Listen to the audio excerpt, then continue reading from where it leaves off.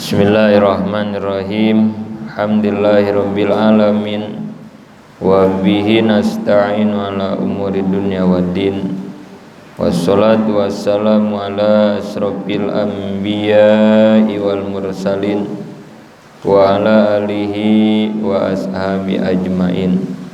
Rabbi israh li sadri wa yassir li amri wahlul 'uqdatam min lisani yafqahu qawli, amma ba'd. Fa ya ayyuhal hadirun usikum wa nafsi bitaqwallahi wa ta'atihi la'allakum tuflihun. Puja dan puji syukur kita panjatkan kehadirat Allah Subhanahu wa taala. Alhamdulillah, berkat limpahan nikmatnya kepada kita semua. Malam ini seperti biasa, setiap malam Sabtu kita melaksanakan kegiatan riyadoh. Riyadoh dalam arti melatih diri kita, jiwa kita, hati kita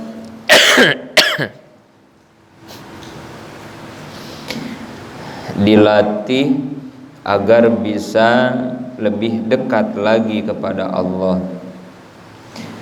agar bisa bertaubat, berdoa dan bermunajat kepada Allah.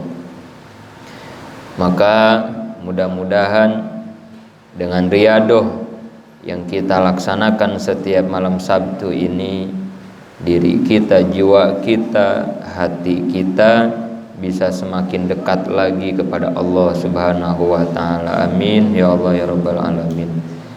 Shalawat dan salam semoga tercurah limpahkan kepada junjungan alam kita, habibana wa nabiyyana Muhammad sallallahu alaihi wasallam, juga kepada seluruh para keluarganya, sahabatnya, tabi'in, tabi'it tabi'in dan seluruh umatnya yang setia mengikuti ajarannya.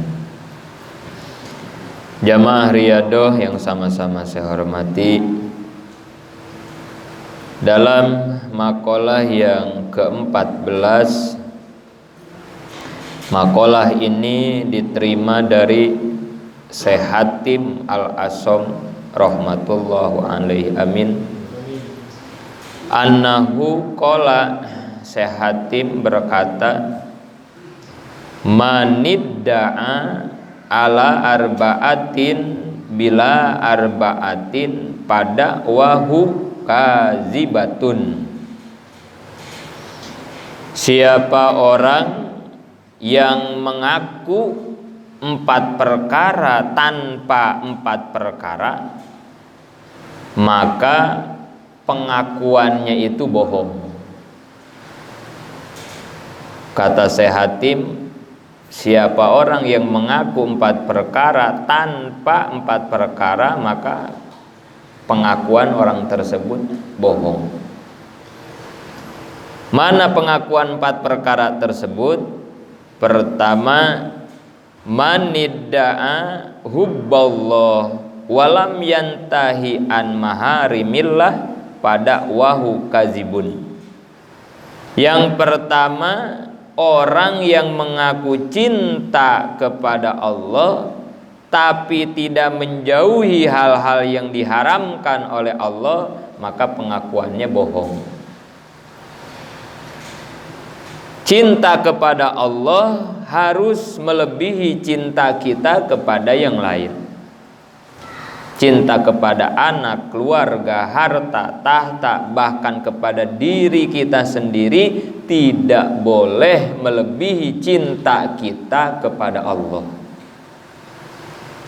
Tetapi apabila orang ada yang ngaku-ngaku bahwa saya cinta kepada Allah, tapi buktinya yang diharamkan oleh Allah masih ia laksanakan, maka pengakuan cintanya terhadap Allah bohong, palsu. Kenapa? Ya jangankan kita cinta kepada Allah, kita cinta kepada sesama makhluk saja, pasti kita siap mengikuti apa yang menjadi keinginannya. Walaupun kita suka banget warna merah, dari mulai baju, celana, sepatu, motor, kamar, semua kita cat merah misalnya. Tapi begitu kita punya pacar kita tidak suka warna merah, yakin kita akan mengganti cat kesukaan kita demi seorang yang kita cintai. Dan bohong banget apabila kita cinta kepada seseorang tapi keinginannya tidak pernah kita lakukan. Candu ngerokok sehari 3 bungkus, tapi kata kekasih kita, saya nggak suka laki-laki yang ngerokok. Kalau kita cinta sama kekasih kita, pasti kita bela-belain untuk tidak merokok, atau kita merokok tidak di hadapannya. Baru cinta orang tersebut dinyatakan benar. Maka begitu pun cinta kita kepada Allah, begitu kita menyatakan saya cinta kepada Allah, kalau yang diharamkan oleh Allah masih kita kerjakan, gak usah bilang cinta, tidak usah dikatakan cinta, secara tidak langsung kita sudah dinyatakan belum ada cinta kepada Allah.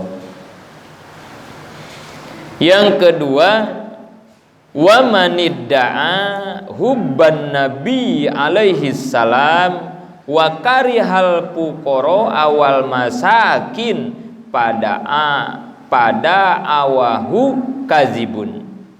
Yang kedua, kata Syekh Hatim, siapa orang yang mencintai kepada Kangjeng Nabi alaihi salam tetapi dia membenci terhadap orang-orang fakir dan miskin, maka cintanya kepada Nabi itu bohong. Kenapa demikian? Karena salah satu yang disukai oleh Nabi adalah menyukai orang fakir dan orang miskin, termasuk terhadap anak-anak yatim. Maka ketika kita menyatakan cinta kepada Nabi, maka otomatis kita pun harus mau mengikuti apa-apa yang disukai oleh yang kita cintai.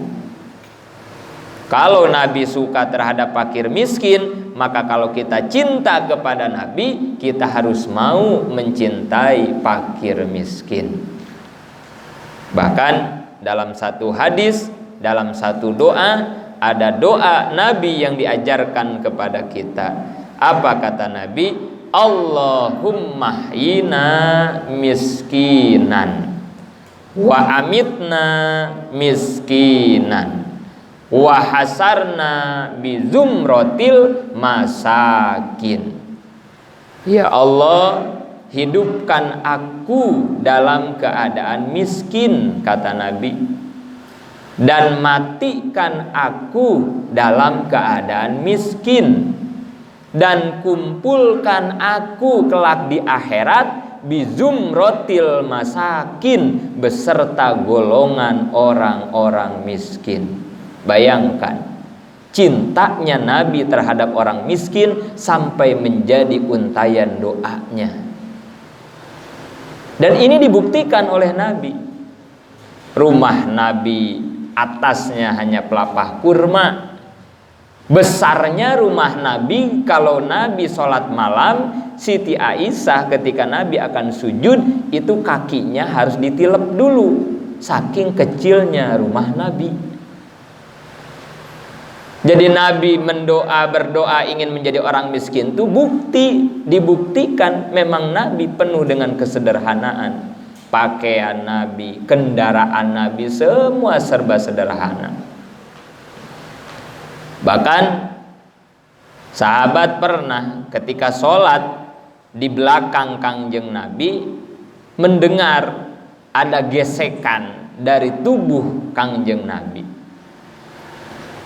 Beres sholat, sahabat bertanya, ya Rasul, aku mendengar ada suara dari tubuhmu. Suara apakah itu ya Rasul? Kemudian Kangjeng Nabi mengangkat bajunya, dan terlihat oleh sahabat ternyata perut Nabi diganjal oleh beberapa batu. Jadi antara batu dengan batu bergesekan ketika Nabi sujud dan ruku, jadi berbunyi. Disangka sahabat bunyi apa? Ternyata bunyi gesekan batu. Sahabat menangis, "Ya Rasul, kenapa engkau melakukan ini? Kenapa?" Kata Rasul, "Aku sedang menahan laparku dengan mengikat perutku dengan batu." "Apa engkau tidak bisa meminta kepada Allah untuk rezeki dan lain-lain?" kata sahabat. Jangankan minta, Nabi tidak minta pun ditawarin. Malaikat berkali-kali menawarkan kepada Kangjeng Nabi, "Apa perlu gunung itu aku jadikan gunung emas ya Rasul untukmu?" Apa kata Nabi? "Tidak usah Jibril." Kenapa? Karena hidup seperti ini lebih mendekatkan diriku kepada Allah Subhanahu wa ta'ala. Maka oleh ulama-ulama tarekat, ulama-ulama sufi, dijadikan satu cara, bahwa salah satu cara agar kita bisa mendekatkan diri kepada Allah itu dengan keadaan miskin atau dengan keadaan secukupnya, tidak berlebihan. Ya, termasuk hari ini kita masih bisa riyadoh, kita masih bisa sholat, kita masih bisa ibadah karena keadaan ekonomi dan harta kita yang seperti ini adanya.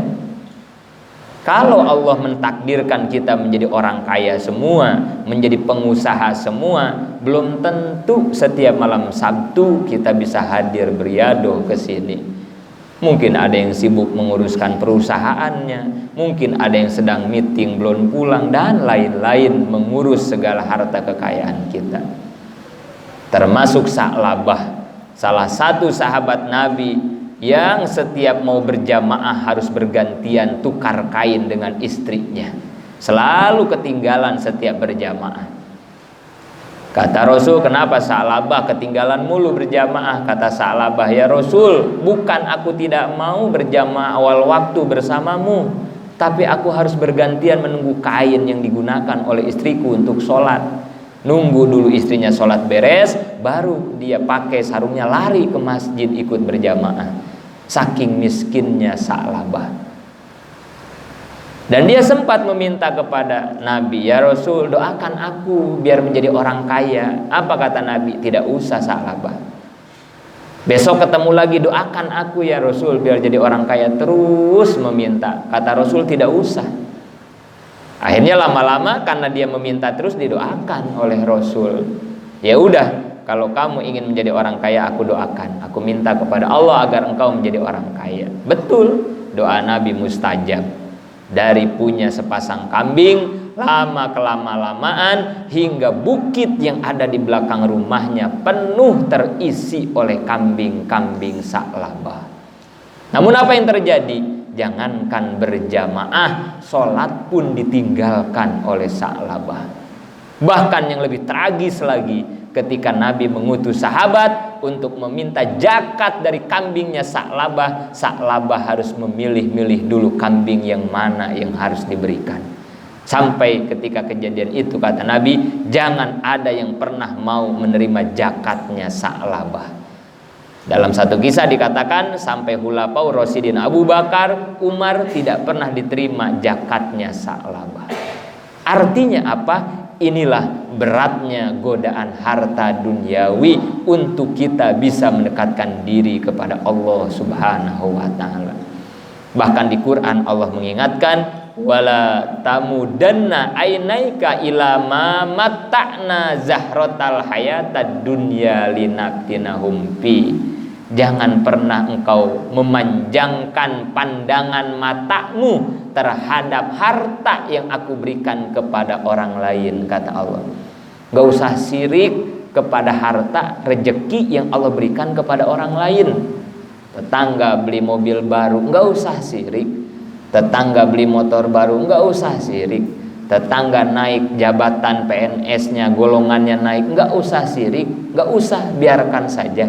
Kalau perlu kita bahagia dengan harta rezeki yang Allah berikan kepada tetangga dan saudara kita. Kita nggak usah kepanasan, nggak usah sirik. Kenapa? Karena belum tentu harta itu kalau diberikan kepada kita menjadi kebaikan. Linaftinahum fi, jangan-jangan harta itu akan menjadi fitnah bagi kita. Belum tentu kalau kita diberikan harta seperti mereka kita masih bisa beribadah kepada Allah. Belum tentu, kata Allah. Waridkun khairu wa abqa, rezeki yang ada di dirimu itu lebih baik dan ada nyatanya. Ketika makan dengan oreng tempe, kenapa harus ngelamun makan dengan preciken? Preciken mah hayalan, oreng tempe mah nyata ada di hadapan kita. Sudah nikmati dan syukuri saja nikmat yang ada, kata Allah. Karena itu yang terbaik. Dan ini pula yang menghantarkan kita bisa ibadah kepada Allah. Gaji sebulan 3 juta, dengan gaji ini kita bisa sholat. Gak usah minta yang lebih.